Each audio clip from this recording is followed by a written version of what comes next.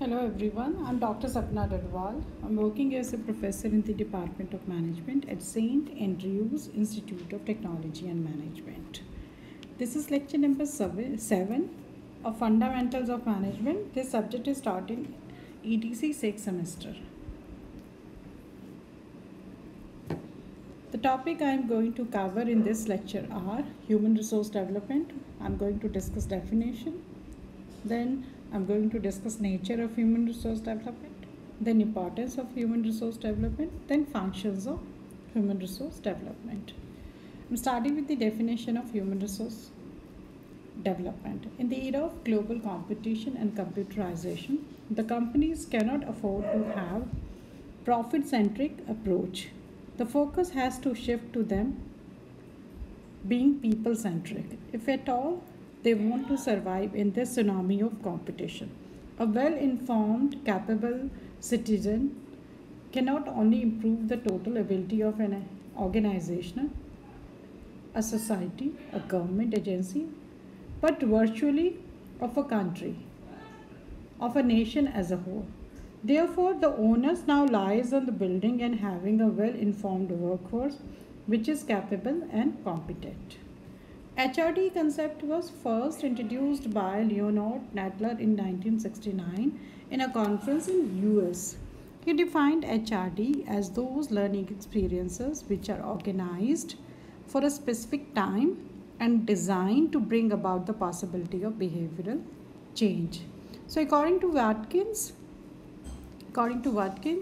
human resource development is fostering long-term work related learning capacity at individual, group, and organizational level. Human resource development is the process of helping people to acquire competencies and skills so as to ensure their usefulness to the organization in terms of both present and future organizational conditions. It also helps the employees to understand their own capabilities better so that they can best utilize them and also fulfill their expectations, both professional and personal. So, HRD or human resource development is a recent new systematic approach to proactively deal with issues related to individual employees, teams, and the total organization. Now, concept of HRD. The concept of human resource assumes that human beings are a great asset to an organization. They can contribute a great deal to the achievement of organizational goals. This positive view of people working in the organization as an asset with unlimited potential is the core of the concept of human resource system. Whereas HRD is a process of helping people to acquire competencies. HRD is needed by any organization that wants to be dynamic and growth oriented or to succeed in a fast changing environment. Organization can become dynamic and grow only through the effort and competencies of their human resources. Features of Now the next topic is features of HRD. First one is systematic approach. HRD is systematic approach and planned approach through which the efficiency of employees is improved. The future goals and objectives are set by the entire organization, which are well planned at individual and organizational level. The second feature is continuous process. HRD is a continuous process for the development of all types of skills of employees, such as technical, managerial, behavioral, and conceptual. Till the retirement of an employee, sharpening of all these skills is required. Third feature of the HRD is it is a multidisciplinary subject. HRD is a multidisciplinary subject which draws inputs from behavioral science, engineering, commerce, management, economics, medicine, etc. The fourth feature is it is pervasive, it is everywhere, it is at all levels. HRD is an essential subject everywhere, whether the organization is a manufacturing organization or whether it is a service sector industry. So it is everywhere. HRD is required by every type of organization. Then techniques. HRD embodies with techniques and process such as performance appraisal, training, management, development, career planning, counseling, workers' participation, and quality circles. So these are the features of HRD. Systematic approach, continuous process, multidisciplinary subject, all pervasive techniques. Now comes the next topic of HRD, that is scope of HRD. HRD, human resource management, deals with procurement, development, compensation, maintenance and utilization of human resources. Whereas HRD deals with efficient utilization of human resources and it is a part of human resource management. The scope of HRD is as follows. The first is recruitment and selection of employees for meeting the present and future requirement of the organization. Second is performance appraisal of employees in order to understand their capabilities and improving them through additional training. Third is offering the employees performance counseling and performance interviews from the superiors. Next one is career planning and development programs for the employees. Then development of employees through succession planning. Then is workers' participation and formation of quality circles. Next is employee learning through group dynamics and empowerment. Learning through job. Next feature is learning through job rotation and job enrichment. The next one is learning through social and religious interactions and programs. Then development of employees through managerial and behavioral skills. So this all comes under the scope of HRD.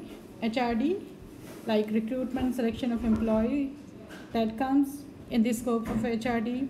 Performance appraisal of employees, then performance counseling, performance interviews, then career planning and development, then succession planning, workers' participation, information of quality circles, then group dynamic and empowerment, then learning through job rotation, job enrichment, then learning through social and religious interactions and programs, then development of employees through managerial and behavioral skills. So this is all comes under the scope of human resource development. Now the next topic is objectives of human resource development. The prime objective of human resource development is to facilitate an organizational environment in which the people come first. The other objectives of HRD as follows. The first one is equity. Recognizing every employee at par, irrespective of caste, creed, religion and language, can create a very good environment in an organization. HRD must ensure that the organization create a culture and provides equal opportunity to all employees in matters of career planning, promotion, quality of work life, training and development. Now the second main objective is employability. Employability means the ability, skills and competencies of an individual to seek gainful employment anywhere. So HRD should aim at improving the skills of employees in order to motivate them to work with effectiveness. Then comes adaptability. Continuous training that develops the professional skills of employees plays an important role in human resource development. This can help the employees to adapt themselves to organizational change that take place on a continuous basis. Other objects of HRDs are improving performance of individuals, improving competencies of individuals to perform future jobs, then improving group dynamics and effectiveness, then improving individuals' attitude, then integrating goal of individual with the goal of organization, then optimizing available human resource in the organization, then encouraging creativity in the human resource, then providing opportunities and facilities to individual or full expression of their talent potential. then improving interpersonal relationship and work culture, then bringing industrial harmony, then increasing productivity. So these are all functions, objectives of HRD. Now the next topic is HRD functions. The following are the functions of HRD. First one is employee training and development. So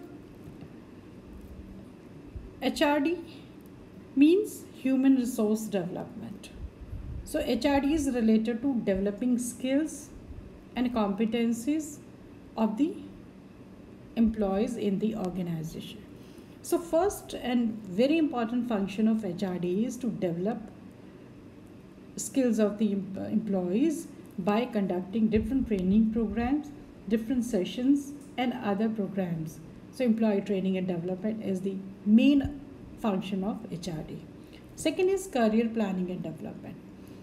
Second function is to plan career of each and every individual or employee of the organization.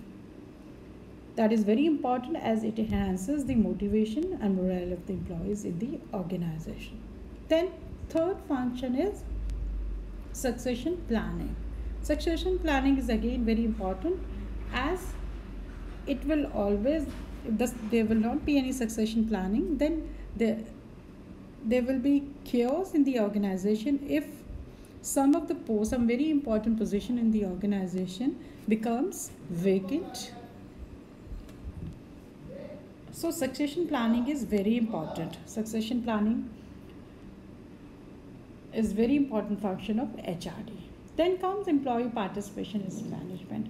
So encouraging employees or human resource of the organization in decision making